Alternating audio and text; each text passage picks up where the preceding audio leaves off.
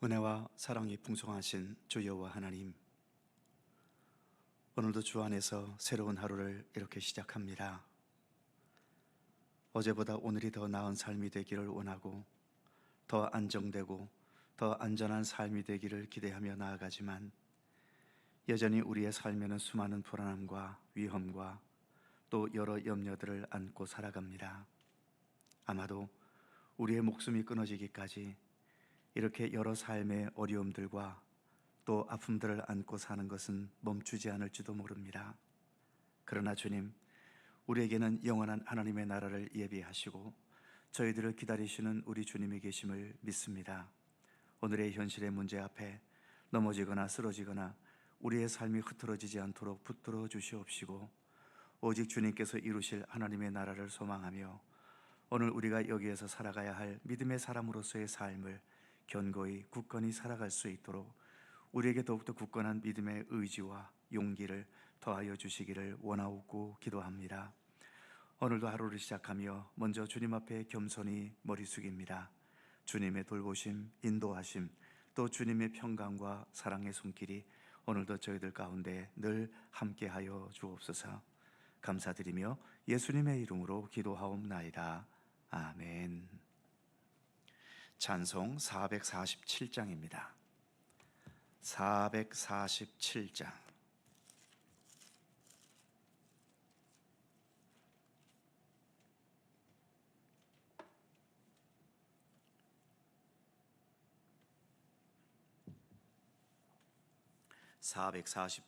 함께 찬송합니다. 이 세상 끝날까지 주 섬겨 살리니 내 친구 되신 주여 늘 함께 하소서. 주 나와 함께 하면 전쟁도 겁없고 주 나를 인도하면 늘 안심하리라.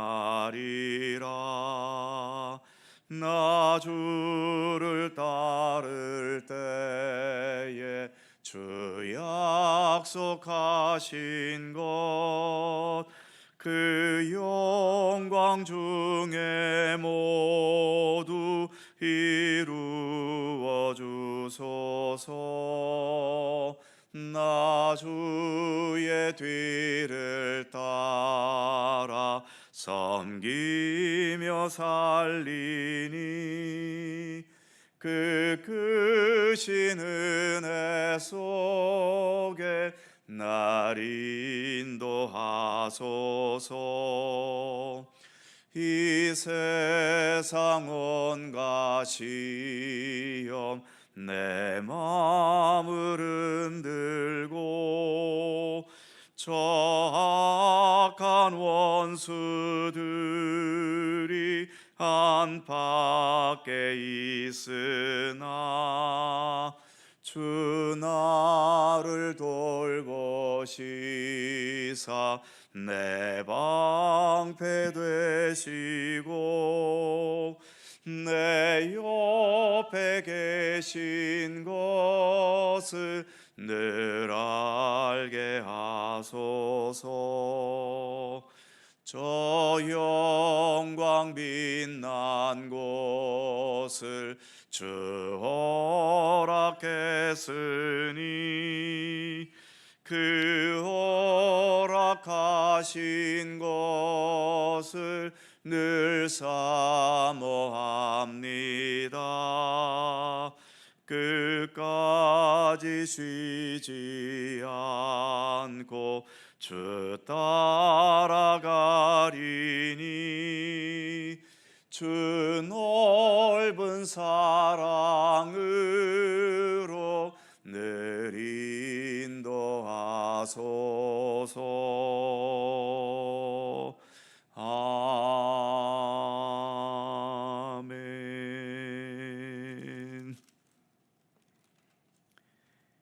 여호수아 17장 1절입니다. 여호수아 17장 1절에서 13절까지의 말씀입니다.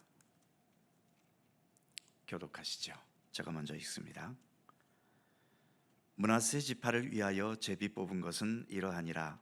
므낫세는 요셉의 장자였고 므낫세의 장자 마길은 길르앗의 아버지라. 그는 용사였기 때문에 길르앗과 바산을 받았으므로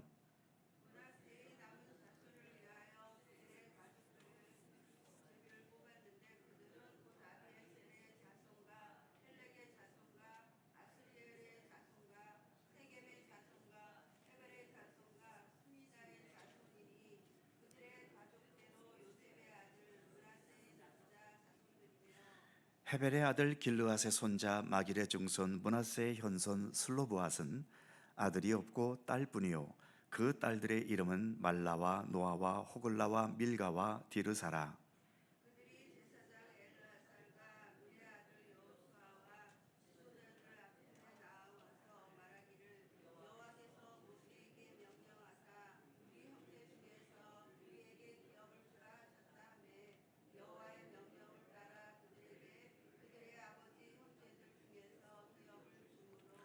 요단 동쪽 길르앗과 바산 외에 므낫세에게 10분깃이 돌아갔으니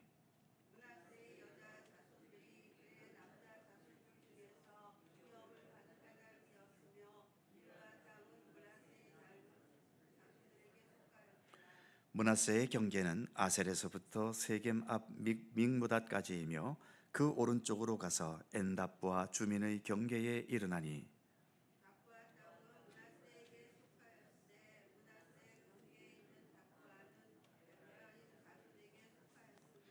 또 그 경계가 가나 시내로 내려가서 그 시내 남쪽에 이르나니 므낫세의 성읍 중에 이 성읍들은 에브라임에게 속하였으며 므낫세의 경계는 그 시내 북쪽이요 그 끝은 바다이며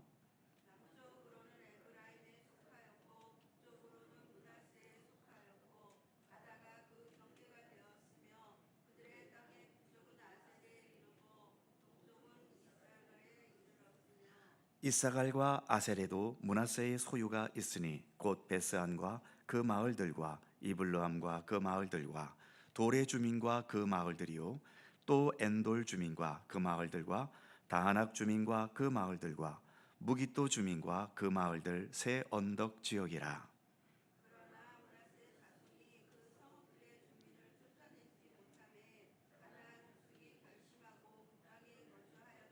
다 같이 이스라엘 자손이 강성한 후에야 가나안 족속에게 노역을 시켰고 다 쫓아내지 아니하였더라. 아멘.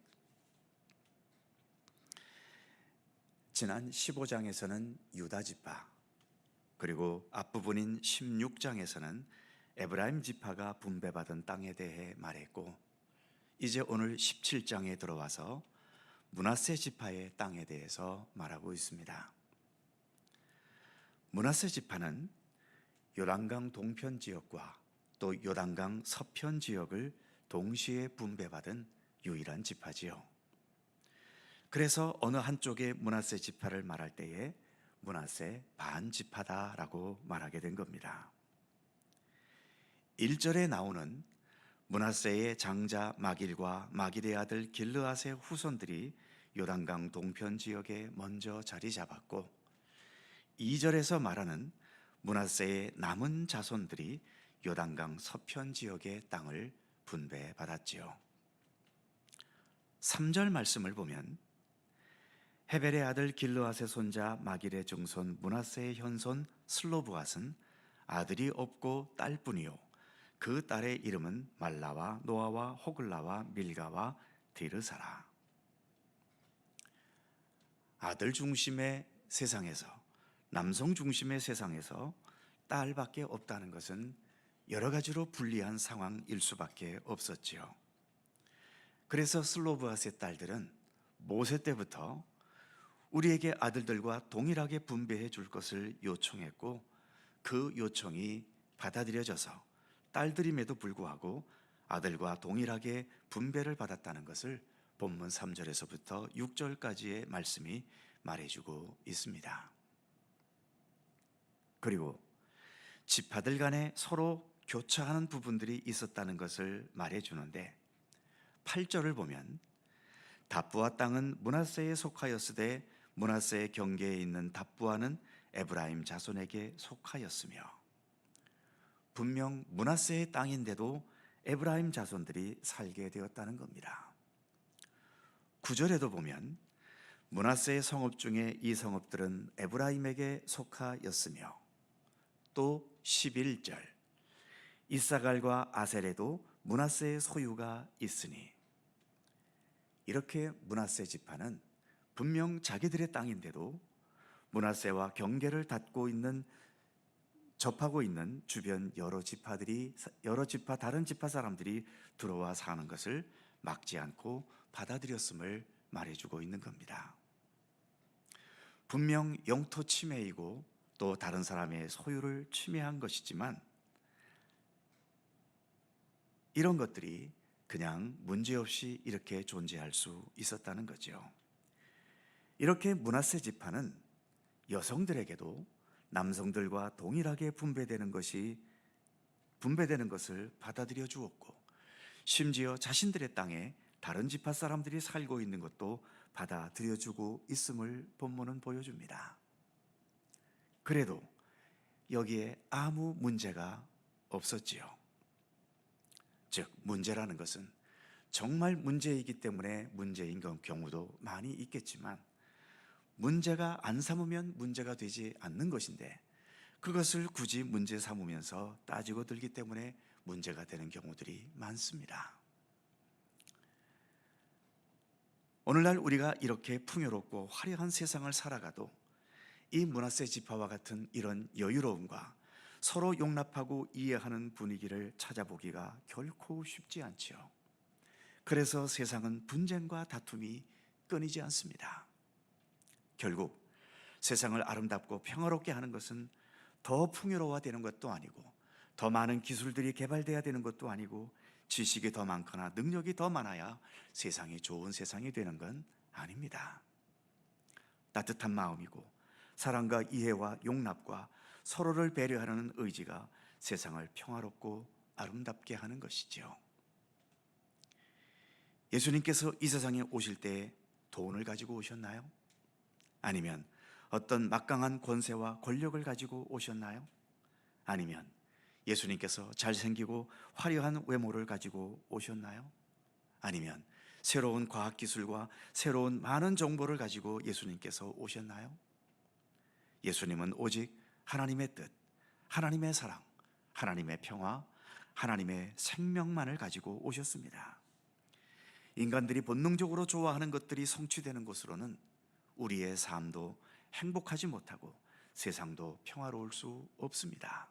오직 하나님의 생명, 하나님의 사랑, 하나님의 평화의 손길, 바로 이것만이 우리의 사는 세상을 아름답게 하고 평화롭게 할 수 있는 것이죠.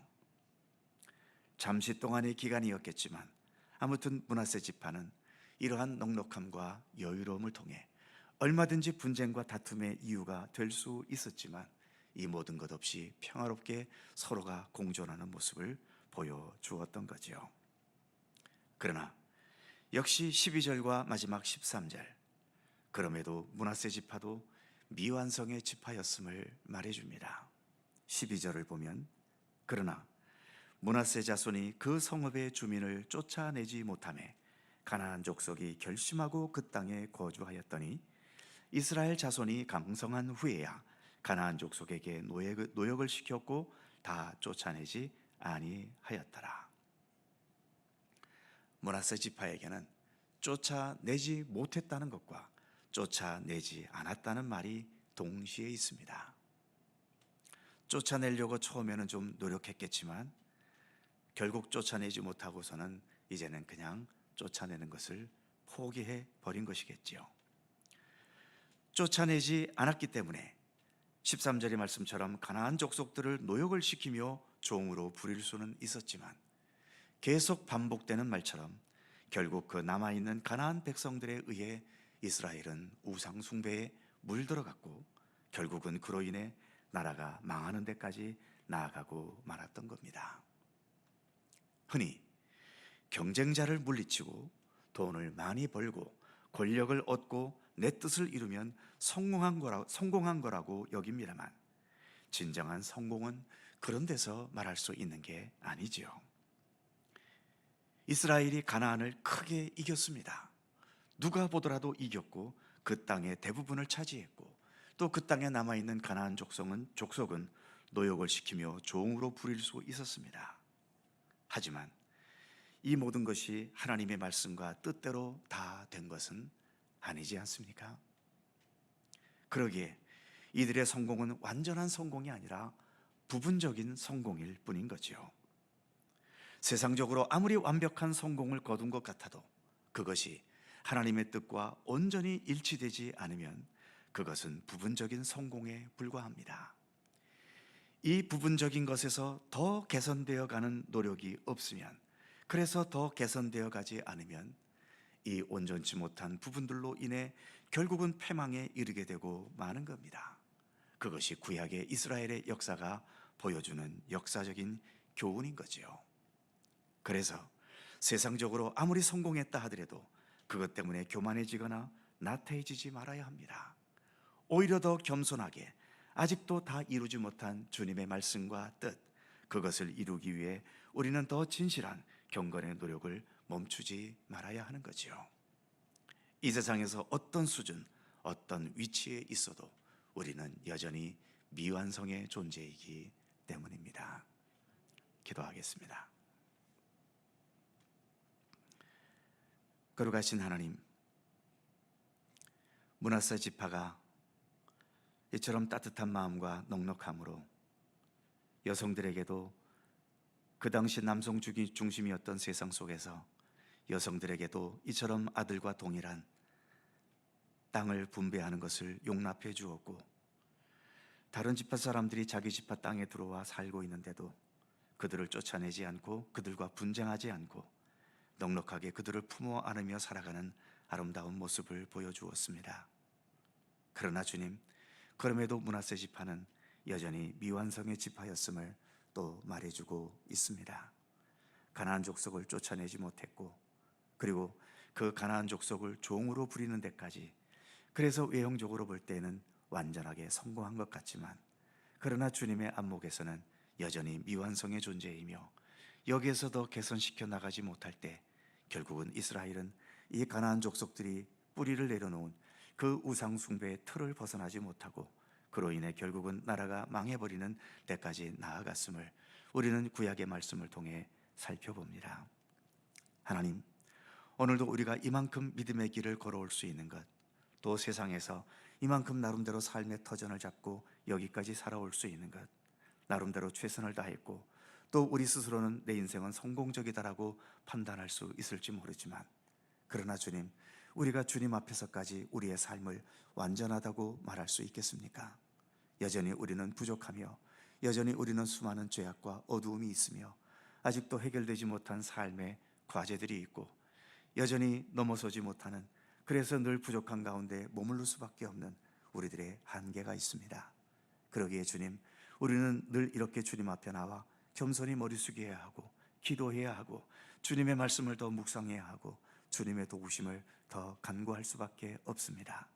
우리의 생명 다하는 그날까지 더욱더 주님을 향한 이 경건의 노력을 멈추지 않게 하시고, 그래서 비록 미완성으로 끝나도 그 미완성에 만족하고 머무는 것이 아닌 좀 더 우리 주님의 완전함을 향하여 날마다 한 걸음씩 더 나아가는 우리들의 믿음의 발걸음이 될 수 있도록 하나님 함께해 주시옵소서. 오늘도 새날을 주셔서 감사합니다. 연일 계속 강추위 속에 있지만 이처럼 여전히 주님의 전에 올라와 기도의 자리를 지켜갈 수 있도록 함께해 주시니 더욱 감사드립니다. 늘 건강할 수 있도록 하나님 저희들 지켜주시고, 언제나 항상 내 기도하는 그 시간 소중히 여기며 그때가 가장 즐겁다는 찬송가의 가사와 같이 늘 기쁨과 감사함으로 이 기도의 자리를 지켜가는 주님의 백성들 되게 하여 주옵소서. 오늘도 간절히 간구하는 모든 기도의 제목 하나하나 오직 주님의 선하신 뜻과 섭리 가운데 응답하고 이루어 주시기를 원하오며, 언제나 우리를 사랑하시는, 그리고 언제나 우리와 함께 하시는 주 예수 그리스도의 거룩하신 이름으로 기도하옵나이다. 아멘.